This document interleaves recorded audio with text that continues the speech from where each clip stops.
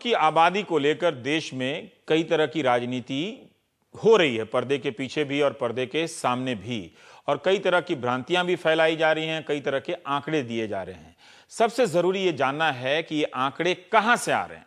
किसी भी आंकड़े का अलग अलग तरीके से विश्लेषण हो सकता है, ये एक खतरा रहता है। लेकिन इसके बावजूद हमने प्रयास ये किया कि जिस तरह से पहले सोमवार के दिन कमर वहीद नकवी साहब ने वीडियो ब्लॉग भेजा और आरएसएस के एक शिविर में, शिक्षकों के शिविर में, वहां पर एक वीडियो दिखाया गया था। उसके जवाब में आगरा में कमर वहीद नकवी साहब ने अपना एक वीडियो ब्लॉग भेजा। तो फिर हमने राकेश सिन्हा, जो आरएसएस की तरफ से आते हैं टीवी स्टूडियो में, उनसे आग्रह किया कि आप भी अपना पक्ष दें। दोनों ने अपने अपने मुख्य आर्गुमेंट, तर्कों को सामने रखा है।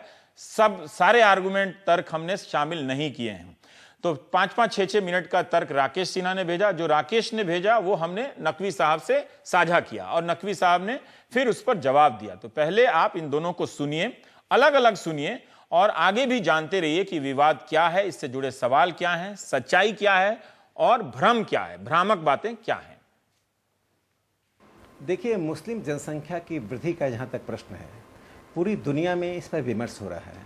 प्यू नाम की एक संस्था ने जो रिसर्च किया है, उसने दिखाया है कि मुस्लिम जनसंख्या संसार में 2010 की तुलना में 2030 में 35% बढ़ेगी और यूरोप में 2010 से 2030 के बीच में ये दुगनी हो जाएगी। 29 मिलियन मुस्लिम्स यूरोप में हैं, वो 58 मिलियन हो जाएंगे। और यह वृद्धि दर खास करके फ्रांस और जर्मनी में भी चौंकाने वाला है, जहाँ के मुसलमानों के पास शिक्षा भी है और तरक्की भी है। जर्मनी में मुस्लिम जनसंख्या का अनुपात 5% है, जो बढ़कर 7.1% हो जाएगा। फ्रांस में 7.5% से बढ़कर वो 10.3% हो जाएंगे। भारत में जहाँ तक सवाल है, 1901 की जनगणना से लेकर आज तक की जनगणना तक, 2011 की जनगणना तक लगातार मुस्लिम जनसंख्या हिंदुओं की तुलना में बढ़ती रही है। उसका वृद्धि दर हिंदुओं की तुलना में अधिक रहा है। उसका एक कारण फर्टिलिटी रेट अधिक होना, दूसरा महत्वपूर्ण कारण जनसंख्या बढ़ने को धर्म से जोड़कर देखा जाना। जमीनी स्तर पर यह देखा जाता है कि जनसंख्या का बढ़ना वो एक धर्म के अनुकूल है। सच्चर कमेटी ने राजमोहन सेठी को ये काम सौंपा था। राजमोहन सेठी ने एक सर्वे के बाद ये निष्कर्ष निकाला कि जिन लोगों के पास अधिक बच्चे हैं, गरीबी भी है, शिक्षा भी है, लेकिन एक धर्म भी कारण है। मैं बता दूं कि भारत में 1951 में हिंदुओं की जनसंख्या 84% थी, जो घटकर 2011 में 79% हो गई। दूसरी ओर मुसलमानों की जनसंख्या 9% 1951 में थी, वो बढ़कर लगभग 14% से अधिक हो गई। तो हिंदुओं की जनसंख्या का शेयर 5% घटा है और मुसलमानों का शेयर 5% बढ़ा है।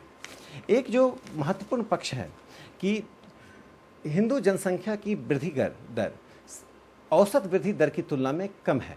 देश में औसत वृद्धि दर 17.72% है और हिंदू जनसंख्या 2011 में 16.75% की दर से बढ़ी, जबकि मुस्लिम जनसंख्या 24.64% की दर से बढ़ी। एक बात बार बार कहा जा रहा है कि मुस्लिम जनसंख्या की वृद्धि दर पहले की तुलना में कम है। मैं मानता हूं कि इसके पहले 29%, 32% मुस्लिम जनसंख्या बढ़ रही थी, अब 24% हो गई है, लेकिन औसत जनसंख्या की तुलना में अभी भी 7% अधिक है। हिंदुओं की तुलना में लगभग 8% अधिक है। तो यह गैप बहुत ही महत्वपूर्ण है, जो कि एक डेमोग्राफिक इम्बैलेंस तैयार करता है। और यहाँ एक ध्यान देने योग्य बात यह है कि यह सिर्फ एवरेज नहीं है। उत्तर, दक्षिण, पूर्व, पश्चिम सभी प्रांतों में मुस्लिम जनसंख्या हिंदुओं की तुलना में अधिक बढ़ रही है। फर्टिलिटी रेट अधिक है। उत्तर प्रदेश में और बिहार में हिंदू जनसंख्या 2011 में 80% से नीचे हो गया। केरल में, जहां पर हिंदू जनसंख्या 1991 से लेकर 2011 के बीच में 9% बढ़ी है, वहीं मुस्लिम जनसंख्या 30% के रेट से बढ़ी है।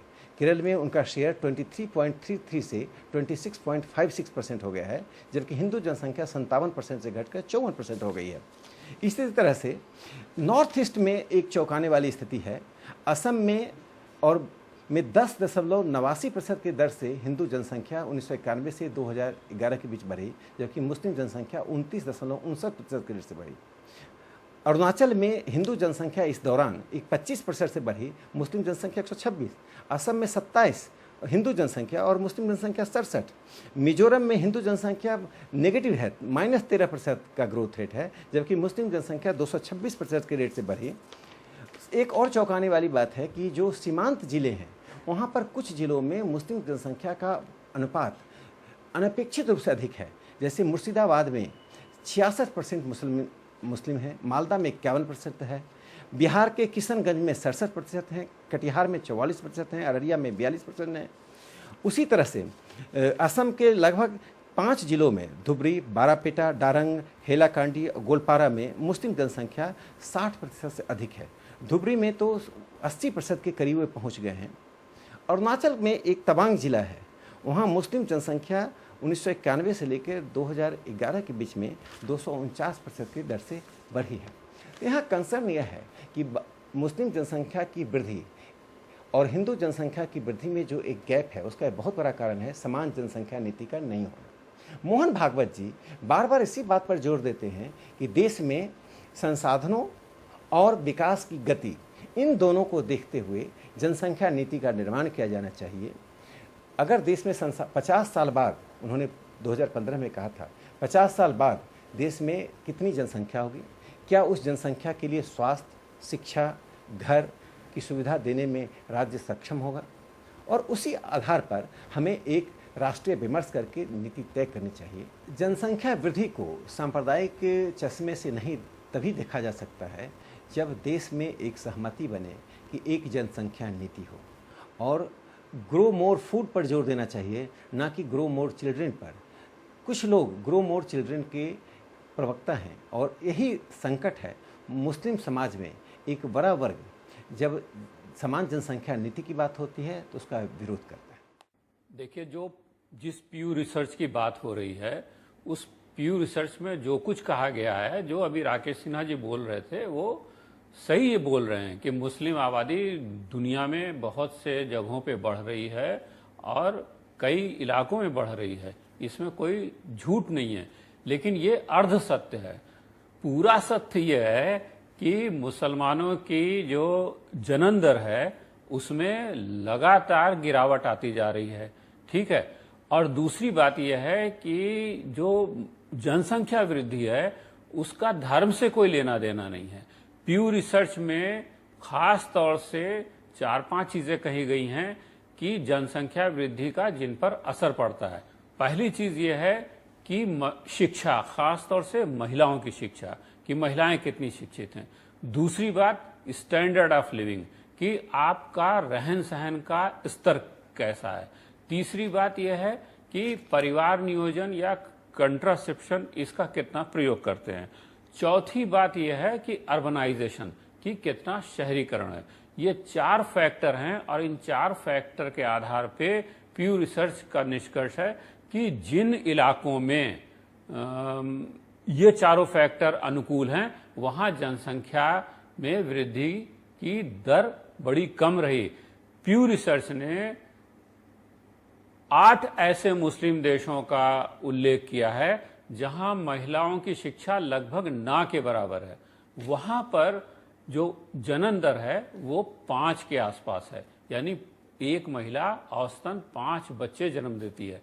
लेकिन 9 ऐसे मुस्लिम देश हैं जहां मुस्लिम लड़कियों को पर्याप्त शिक्षा मिलती है, कॉलेज तक शिक्षा मिलती है, वहां जो जन्म दर है वो 2 से थोड़ी ही ऊपर है, यानी वो जो सामान्य लोग हैं उनके बराबर वो बच्चे पैदा करती है। कारण यह है कि वो शिक्षित हैं, कारण यह है कि वो परिवार नियोजन के तरीकों को अपनाती हैं।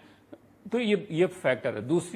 दूसरी बात एक और मैं कहूंगा आपको, प्यू रिसर्च का एक जो फर्टिलिटी रेट का एक ग्राफिक है, वो ग्राफिक देखिए, उसमें है, और ये बहुत महत्वपूर्ण है, मैं बहुत लंबा नहीं बोलूंगा, लेकिन 1990-95 में मुस्लिम देशों का फर्टिलिटी रेट 4.3 था।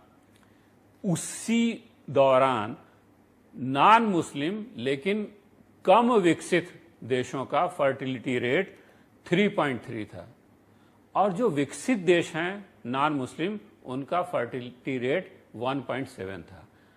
अब प्यू का जो प्रोजेक्शन है, जो भविष्यवाणी है, उसका कहना है कि 2030-35 तक मुस्लिम देशों का फर्टिलिटी रेट 2.3 हो जाएगा, जबकि कम विकसित गैर मुस्लिम देशों का फर्टिलिटी रेट 2.1 रहेगा और विकसित गैर मुस्लिम देशों का फर्टिलिटी रेट 1.7 रहेगा। बड़ी यहां महत्वपूर्ण बात है कि जो विकसित देशों का फर्टिलिटी रेट है वो 90 से में 1.7 था, वो 2030-35 में भी 1.7 रहने वाला है। लेकिन जो कम विकसित देश हैं गैर मुस्लिम, उनका फर्टिलिटी रेट 3.3 था 90-95 में, जो घट के 2030-35 में 2.1 होने वाला है। और जो मुस्लिम देश हैं उनका फर्टिलिटी रेट 90-95 में 4.3 था, जो 2030-35 में घटकर 2.3 होने वाला है। तो आप देखें कि सबसे ज्यादा गिरावट जनन दर में मुसलमान देशों में ही आ रही है। अब जर्मनी में क्या आबादी बढ़ रही है, अमेरिका में क्या आबादी बढ़ रही है, फ्रांस में क्या आबादी बढ़ रही है, इसकी चिंता संघ परिवार को तो होनी नहीं चाहिए। इसकी चिंता जर्मनों को होनी चाहिए, फ्रांस के लोगों को होनी चाहिए, अमेरिका के लोगों को होना चाहिए। दूसरा आंकड़ा बहुत चौंकाने वाला है कि पाकिस्तान और सऊदी अरब में सबसे फास्टेस्ट ग्रोइंग रिलीजन हिंदुइज्म है। इसी तरह से थाईलैंड, बेल्जियम, आयरलैंड, ऑस्ट्रेलिया और ग्रीस, इन देशों में हिंदुओं की आबादी बढ़ने वाली। तो कहने का मतलब ये कि इसका ये मतलब नहीं कि हिंदू एक दिन इतना बढ़ जाएंगे वहां पर कि वो हिंदू राष्ट्र हो जाएगा, ऐसा नहीं है। देश के 24 राज्यों में जनन दर रिप्लेसमेंट लेवल 2.1 पर आ गई है। रिप्लेसमेंट लेवल वो होता है कि यानी कि अगर उससे 2.1 अगर जनन दर से कम लोग बच्चे पैदा होंगे तो आबादी घटने लगेगी। तो कुल 5 राज्य ऐसे हैं जो जनन दर जिनकी बहुत ऊंची है। वो 5 राज्य कौन से हैं जरा जान लीजिए। बिहार है, उत्तर प्रदेश है, मध्य प्रदेश है, उसके बाद झारखंड है, छत्तीसगढ़ है। यानी सारे के सारे ये उत्तर भारत के राज्य हैं, जबकि दक्षिण भारत के राज्यों में जनन दर 2 से नीचे है, ऑलरेडी 2 से नीचे है। दूसरी बात कि जो भारत के शहरी इलाके हैं, भारत के शहरी इलाकों में जनन दर 1.8 है, यानी रिप्लेसमेंट लेवल 2.1 से काफी नीचे। आपको आश्चर्य होगा, पश्चिम बंगाल जहां पे मुसलमानों की बड़ी आबादी है, वहां पे फर्टिलिटी रेट 1.7 है, बहुत ही कम है। क्यों? क्योंकि काफी आबादी वहां से रोजी रोजगार के लिए दूसरे इलाकों में चली गई। जनसंख्या के जो तमाम आंकड़े दिए जा रहे हैं कि इस राज्य में हिंदुओं की जनसंख्या बहुत कम हो गई, मुसलमानों की बहुत बढ़ गई, ये सारे आंकड़े सही हैं। बहुत से राज्यों में ऐसा असंतुलन हुआ है। लेकिन फिर मैं ये कहूंगा कि भाई इसका धर्म से कोई लेना देना नहीं है।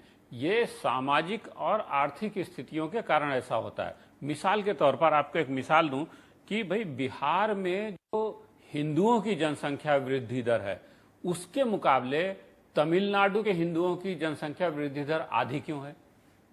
दूसरी बात, जो केरल के मुसलमानों की जनसंख्या वृद्धि दर है, उसके मुकाबले उत्तर प्रदेश के मुसलमानों की जनसंख्या वृद्धि दर दुगनी क्यों है? तो इसका बिल्कुल साफ मतलब है कि दक्षिण के राज्यों में जो सामान्य तौर पर जनसंख्या को लेकर के चेतना आई है, और वो उत्तर भारत के राज्यों में नहीं है।